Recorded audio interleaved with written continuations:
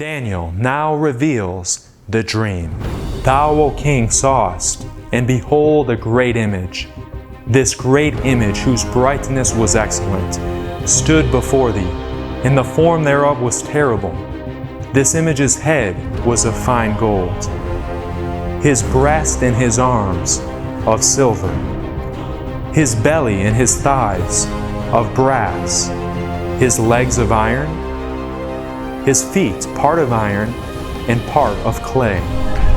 Thou sawest till that a stone was cut out without hands, which smote the image upon his feet, that were of iron and of clay, and brake them to pieces. Then was the iron, the clay, the brass, the silver, and the gold broken to pieces together, and the stone that smote the image became a great mountain, and filled the whole earth. At this time the king is most certainly on the edge of his seat, hanging on Daniel's every word. Daniel then confidently proceeds to reveal the meaning of the dream to the king. Thou, O king, art a king of kings, for the God of heaven hath given thee a kingdom, power and strength and glory. Thou art this head of gold. Here Daniel clearly identifies King Nebuchadnezzar and his mighty kingdom of Babylon as the head of gold represented in this dream. Gold was a fitting symbol for Babylon, as its wealth and greatness were unrivaled in the ancient world. The Greek historian Herodotus notes that Babylon surpasses in splendor any city in the known world. He goes on to describe the outer walls of Babylon to be 320 feet high, 56 miles long, and 80 feet thick, wide enough to race multiple chariots side by side on top of them. Babylon could also boast of the Hanging Gardens, one of the 7 wonders of the ancient world. However, much to the king's dismay, his kingdom would not last forever. Daniel 2:39 reads, "And after thee shall arise another kingdom inferior to thee." The history books are clear that sure enough, Babylon would be overtaken. The Medo-Persian Empire would become the next great world power. Before Medo-Persia would come to power, the Bible identifies this kingdom by name. Daniel 8:20 specifically states the kings of Media and Persia. The Persian army, led by Cyrus the Great, conquered Babylon in 539 BC. Silver was a fitting metal for this kingdom, as Medo-Persia was inferior to Babylon and used silver as a primary mode of currency.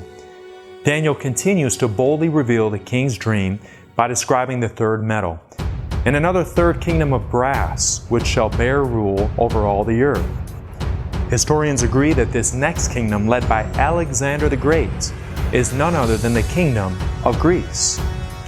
The Bible once again accurately predicted this kingdom by name centuries before it rose to power. Daniel 8:21 mentions the king of Grecia as being the king who would conquer Medo-Persia. Daniel next addresses the legs of iron. And the fourth kingdom should be strong as iron.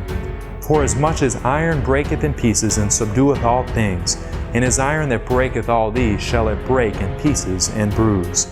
A more fitting description cannot be given for the next kingdom, the powerful empire of Rome. Known for their dominant army and brutal power, Rome has been given the fitting nickname the Iron Monarchy. This empire, described in the New Testament of the Bible, ruled during the time of Christ. Roman soldiers whipped Jesus with an iron cat of 9 tails, drove iron nails into his innocent hands, and pierced his side with an iron spear. So far, God has revealed the rise and fall of 4 powerful world empires. The history books confirm the accuracy of this amazing prophecy. But Daniel is not finished. He goes on to describe the feet of this great image, and with incredible detail reveals their historical significance. And whereas thou sawest the feet and toes, part of potter's clay and part of iron, the kingdom shall be divided. And as the toes of the feet were part of iron and part of clay, so the kingdom shall be partly strong and partly broken. And whereas thou sawest iron mixed with miry clay, they shall mingle themselves with the seed of men, but they shall not cleave one to another, even as iron is not mixed with clay. History affirms the Bible account that Rome was not overtaken by a single dominant empire, but was divided into sections. These sections are what we know today as modern Europe. Amazingly, Daniel reveals that these nations would not cleave one to another. That is, they would never unite into one dominant kingdom.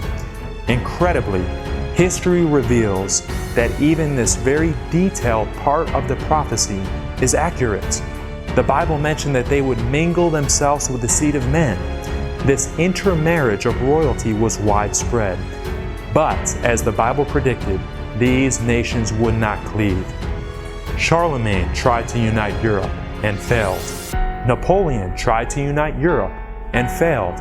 Hitler, despite controlling the majority of the continent at one point and being poised to take control, failed to unite Europe. Europe has never and will never be united into one empire. The Bible's predictions have always come to pass and will never fail. If this video has been helpful to you, please like, share, and subscribe. Check out the next video for more clear Bible answers. And please consider becoming a Patreon for daily devotionals. May God lead and bless you on your journey.